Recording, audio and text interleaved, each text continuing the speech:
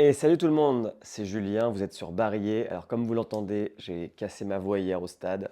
Je ne suis pas enroué comme Orlo Co, qui a aussi été malade lors de sa dernière vidéo. Et aujourd'hui, nous avons quelque chose de très spécial en main, puisque c'est une montre qui a plus de 30 ans. Et si tu restes jusqu'à la fin de cette vidéo, je t'expliquerai quelque chose qui te fera peut-être gagner une montre. Alors vous avez probablement entendu parler de la récente collaboration entre Swatch et Blancpain pendant que mon chat fait ses griffes. Et on peut dire que ça a fait le buzz dans le monde de l'horlogerie. Et surtout, ça a attiré l'attention sur les montres de plongée. Et ça tombe bien parce que je vous en ai déniché une qui n'est pas celle-là, mais qui est quand même une Swatch. Et j'en ai trouvé une surtout qui est abordable. Donc nous avons ici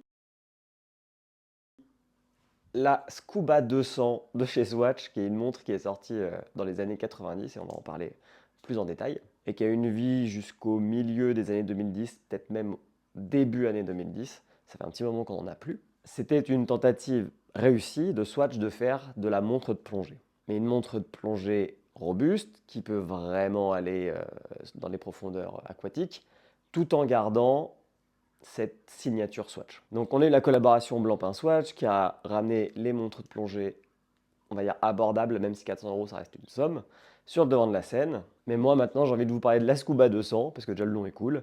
Et puis c'était une montre de plongée ultra abordable, donc maintenant, place à la vidéo.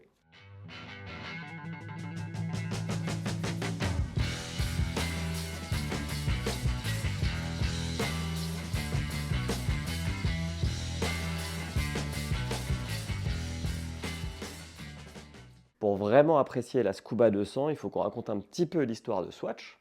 Donc Swatch, c'est une entreprise qui est née dans les années 80, une entreprise suisse. Et en fait, c'était la réponse de la Suisse et d'un entrepreneur à la révolution du quartz japonais qui a eu lieu dans les années 70. Je parle de révolution parce que ça a vraiment bouleversé le monde horloger, surtout le monde horloger suisse qui faisait uniquement des montres mécaniques. Et je vous mets une vidéo ici qui vous explique ce qu'est une montre à quartz et l'histoire qu'il y a derrière cette crise du quartz. Donc Swatch arrive et eux ils changent la donne parce qu'ils font des montres à quartz, pas chères, faites en Suisse. Et comment ils font ça? En fait, ils font des montres avec moins de composants et beaucoup plus simples à assembler. Ça, c'est pour la partie technique. Et pour la partie esthétique, ils font des montres avec des couleurs très très très flashy, des trucs qui pètent, ce qui fait que un public plus jeune va venir s'intéresser aux montres via Swatch, alors qu'avant, c'était un bijou de l'homme qui intéressait pas les plus jeunes. Au fil des ans, Swatch a fait des collaborations assez mémorables. C'est celle avec Keith Haring, voilà. Voilà, là je mets quelques images de cette collaboration. Et dans les dernières, les plus récentes, on en a eu une avec le MoMA de New York. Pareil, on fait passer quelques images. Et une autre avec Jean-Michel Basquiat. Voilà, là, tac, les collaborations. Et ce qui est cool avec ces collaborations, c'est que ça fait encore des montres assez uniques dans leur style, parfois qui reprennent des œuvres assez connues. Je fais un effort pour parler, vous vous rendez pas compte. Et donc bien sûr, depuis 2 ans, le groupe Swatch fait des collaborations avec des marques de son groupe. Donc il y avait eu celle avec Omega pour la Speedmaster et celle avec la 50 Fathom pour la Blancpain. Si vous avez envie d'en savoir plus sur cette montre, hop, pareil, bon, je change d'endroit parce que je sais plus si c'est là ou là, pour une vidéo qui résume ce qu'il y avait à savoir en 5 minutes de cette montre. Donc toutes ces étapes ont façonné l'image de Swatch, encore aujourd'hui, qui est une marque de montre ultra connue dans le monde et ultra appréciée, ultra vendue. Et là, on va plonger dans le passé et on va aller voir qu'est-ce que c'était que cette Scuba 200 et qu'est-ce qu'elle a dans le ventre. Et si j'ai choisi ce modèle, c'est aussi parce que ça montre très bien ce que pouvait faire Swatch dans un domaine qu'il ne maîtrisait pas, les montres de plongée, tout en gardant son identité de Swatch. Donc on est au début des années 90, Swatch commence à rouler sur l'industrie horlogère et il se décide de faire une montre de plongée. Une des caractéristiques d'une montre de plongée, c'est de pouvoir plonger avec. Donc là, ils vont faire un truc qu'ils ne faisaient pas avant, c'est-à-dire une montre avec une étanchéité de 200 mètres ou de 20 ATM. On a des premiers modèles, et là je vais vous les montrer à l'écran, qui sont ultra flashy parce que c'est Swatch. Donc du coup, on a la Blue Moon, on a la Happy Fish, on a la Medusa, qui sont donc les premières itérations de cette Scuba 200, sortie en 91. Et comme vous pouvez le voir, vraiment on est sur du design qu'on va qualifier d'audacieux. Et d'ailleurs ce modèle, donc qui est le 104, enfin la 104, qui s'appelle Black Lagoon maintenant, est sorti aussi en 91. Et je vous pipote pas parce que c'est écrit dans le cadran. On progresse dans le milieu des années 90 et Swatch continue de sortir des Scuba 200. On a par exemple la Orange Juice ou la Newcomer, voilà, que je vous mets à l'écran.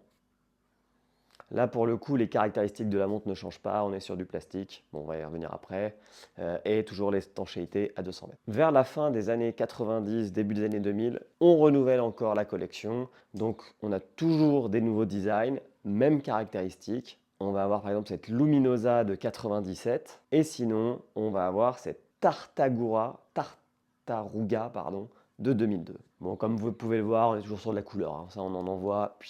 On a pris le pot de gouache, bim bam boum, c'est ce qu'on veut chez Swatch. Donc voilà, au fil des ans, la gamme Scuba 200, elle va continuer de sortir pas mal de collections. On va commencer à voir apparaître aussi, je crois que ça commence en 94, mais surtout à la fin des années 90, des modèles acier, un peu plus robustes que le modèle plastique. Et on aura même une version qui aura la fonction Lumi, qui est du rétroéclairage et en fait qui était inspirée de chez Timex, avec sa fonction Indiglo. Un jour, il faudra qu'on fasse une vidéo sur Timex aussi. En termes de montre abordable, il se pose là. Bon, et puis on arrive dans les années 2010, et je ne sais pas pourquoi, mais ils arrêtent d'en faire, Swatch. Ils arrêtent de faire des Scuba 200. Et bien qu'ils soient plus produits, bah, ces modèles continuent en fait d'avoir l'attrait des collectionneurs et des fans de Swatch. On voit sur le marché du vintage que le prix des Scuba 200 en fait, ne cesse d'augmenter. Donc il y a vraiment des gens qui veulent cette montre de plongée pas chère avec son coloris Swatch. Et donc maintenant on va passer à cette montre-là en particulier. Alors ce modèle que j'ai acheté 30 € à un collectionneur m'a été livré avec cette boîte, voilà, que je vous montre. Et c'est vrai que dans mes souvenirs d'enfance, la première fois que j'ai reçu une Swatch, elle était dans ce type de boîte. Donc voilà, là vous pouvez voir la montre en un peu plus gros plan. Elle est assez stylée, alors que de loin on dirait petite montre en plastique qui paye pas de mine. L'esthétique est simple et directe, là on est sur du noir avec du vert pétant pour faire ressortir un petit peu les informations. Le bracelet s'intègre très bien au boîtier. Comme c'est du plastique, c'est ultra léger, c'est plutôt agréable à porter pour une montre en plastique. Et pour autant, bon alors c'est pas de l'acier, mais je sens pas que la montre est fragile. Et ça c'est important, surtout pour une montre qu'on va aller emmener dans des conditions un peu extrêmes. Alors certes, si je la compare au modèle Blancpain Swatch, on est sur deux styles bien différents. On a une collaboration Blancpain Swatch qui est plutôt sur de l'art, et puis on est sur de la biocéramique, alors qu'à côté, on est sur du plastique fluo. Mais voilà, après, je vous compare une montre à 400 € contre une montre à 30 €. Bon, un des trucs que j'aime chez Swatch, c'est qu'on reconnaît une Swatch à l'œil, tout de suite, de près, de loin. Ils ont une signature et ce modèle ne déroge pas à la règle. Si je demande aux gens dans la rue quel est le modèle de cette montre, je pense que j'aurai 8 personnes sur 10 qui vont me dire c'est une Swatch. Et ce qui est cool, c'est qu'ils font ça même quand ils font des montres un peu plus originales que des montres classiques comme les montres de plongée par exemple. L'autre truc que j'aime toujours chez Swatch aussi, c'est que ça reste des montres abordables. Alors même si 400 € pour la Blancpain, ça va faire, ça a fait et ça fera, ça continuera de faire crisser des dents certaines personnes. Là, je vous parle d'un modèle qui est à moins de 100 €. Donc voilà, je mets la Scuba 200, je trouve qu'elle s'adapte bien à mon poignet. Et maintenant, on va plonger plus profondément dans les caractéristiques et les performances de cette montre, en commençant par le boîtier. Donc le boîtier de cette Scuba 200 est fait de plastique. C'était ce qui caractérisait Swatch à l'époque. Ça a l'avantage d'être plutôt solide, d'être très léger. Bon, par contre, ça se raye et ça peut casser selon certaines conditions. Mais clairement, pour faire de la plongée, ça fait très bien le job. Le cadran, bah, lui, il est assez simple et épuré, même si on trouve quelques détails sympas. On a des points pour les heures qui sont en matériaux luminescents, et c'est la même chose pour l'aiguille des heures, des minutes et des secondes. Ça peut paraître anodin, mais quand on est en profondeur à 40-50 mètres sous l'eau, il fait noir. Donc d'avoir une montre avec du matériel lumineux, c'est utile.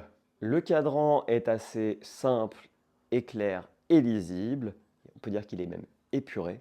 On a des indices clairs, on a un chemin de fer qui vient symboliser les minutes. Ça permet toujours de faciliter la lecture de l'heure. On a les aiguilles des heures, des minutes et des secondes, pareil, qui sont assez larges, qui sont recouverts d'une couleur flashy. Et bien sûr, qui dit montre de plongée dit lunettes unidirectionnelles, avec des graduations très claires, pareil, qui permettent de s'aider quand on plonge.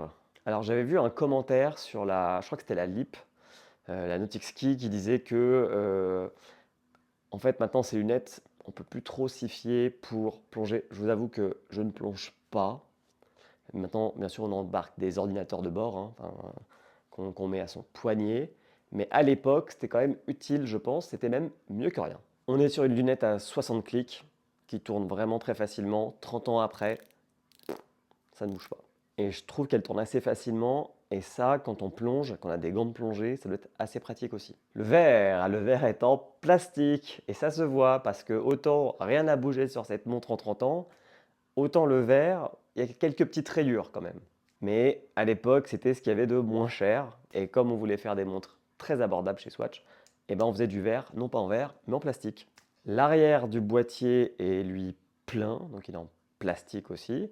On voit pas ce qui se passe à l'intérieur. Il y a très peu d'informations, si ce n'est que c'est une Swatch et on a l'étanchéité à 200 mètres. Ah non, on sait aussi qu'elle est faite en Suisse. Donc globalement, sur cette Scuba 200, on est sur un modèle 100% Swatch compliant, tout en intégrant des fonctionnalités de montre de plongée, c'est-à-dire du matériel luminescent et une couronne unidirectionnelle. Ça reste un exercice qui a produit une montre qui a un bel équilibre entre prix abordable, fonctionnalité. Pour le bracelet, lui aussi, il est en plastique. Comme je l'ai dit tout à l'heure, il s'intègre extrêmement bien dans le boîtier.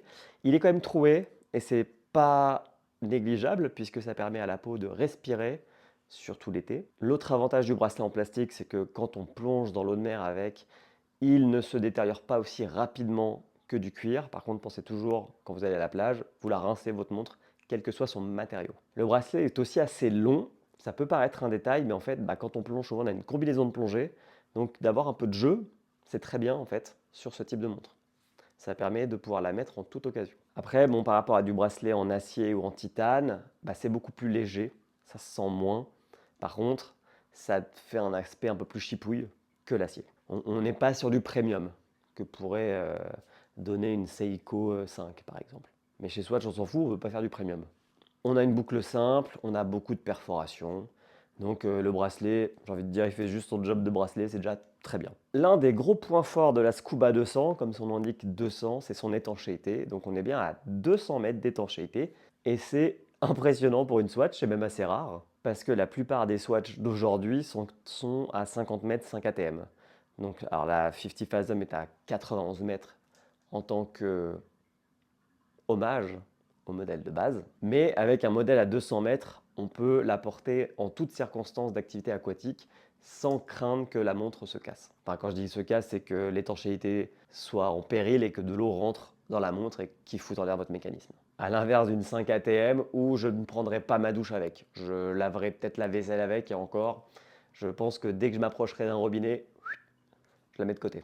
Donc dans l'ensemble, avec ma Scuba 200, j'ai une montre qui est tout à fait Swatch, mais en plus qui est vraiment utile. Donc je trouve que c'est un des meilleurs modèles que Swatch ait jamais produit en fait, cette Scuba 200. C'est ce qui la rend unique et malheureusement ils en produisent plus. Alors il y a des sites qui en vendent à l'appel parce que là Swatch, beaucoup de gens en ont acheté donc c'est assez simple d'en trouver et vraiment d'en trouver à des prix. Moi je vous ai dit, je l'ai acheté à un collectionneur 30 francs, il m'a fait un prix, mais j'en ai trouvé sur internet à 49-50 francs et 30 ans après, enfin 32 ans après, elle tourne comme au premier jour parce que c'est du quartz simple et efficace. Alors toutefois, en parlant d'entretien, il y a deux choses à savoir avec cette montre. La première, c'est que c'est une montre à quartz, donc il faut changer la pile à peu près tous les 2 ans, basique. Et vu l'étanchéité qu'elle propose, il est toujours mieux d'aller faire un test d'étanchéité, enfin un petit contrôle d'étanchéité plutôt, chez un horloger tous les 5 à 10 ans. Normalement, ça ne bouge pas, mais ça ne mange pas de pain si jamais vous voulez vraiment partir plonger avec cette montre. Donc voilà, on critique beaucoup Swatch pour ses collaborations un peu surestimées, mais ils sont aussi capables de faire des montres tout à fait cool. Et je pense qu'on a un peu tendance à l'oublier avec les dernières collaborations, mais vraiment, quand vous allez sur le site de Swatch ou dans une boutique Swatch, vous avez beaucoup de montres cool, abordables, et qui permettent aussi d'initier des gens à l'horlogerie en fait. Et même si des gens remettent en question, en cause, l'expertise de Swatch à faire des montres de plongée, voilà, cette Scuba 200, elle prouve que c'est pas la collaboration avec Blancpain qui a fait sortir la première montre de plongée de Swatch, c'est bien cette Scuba 200. une montre qui ne prétend pas être quelque chose qu'elle n'est pas, c'est-à-dire une montre premium, c'est juste une montre de plongée abordable. On arrive au bout de cette vidéo, donc si vous avez aimé l'analyse de cette Scuba 200, n'hésitez pas à mettre un petit pouce sur cette vidéo, ça aide au référencement. Je suis aussi curieux de connaître votre avis sur cette montre, je ne sais pas si vous la connaissiez avant la Blancpain ou même après. Est-ce que c'est une montre qui vous plaît? Est-ce qu'entre la Blancpain et celle-là, vous prenez la Scuba ou la Swatch Blancpain? Ça serait intéressant comme dilemme. Si vous êtes nouveau ici, n'oubliez pas de vous abonner. Pareil, ça m'aide au référencement. Je sors une vidéo tous les mois, donc je ne vais pas non plus vous noyer de notifications. Et donc, dernier point, bah voilà, cette montre est très cool et bah, je souhaite l'offrir à une des personnes qui regardera cette vidéo. Donc, vous avez juste à laisser un commentaire, celui que vous voulez, tant qu'il est plutôt sympa. Et puis, je sélectionnerai un des commentaires 3 semaines après la publication de la vidéo et je vous enverrai cette Scuba 200. Voilà, vous aurez une montre de plongée abordable et fun dans votre collection. C'était Julien, je vous souhaite un bon week-end. Ciao!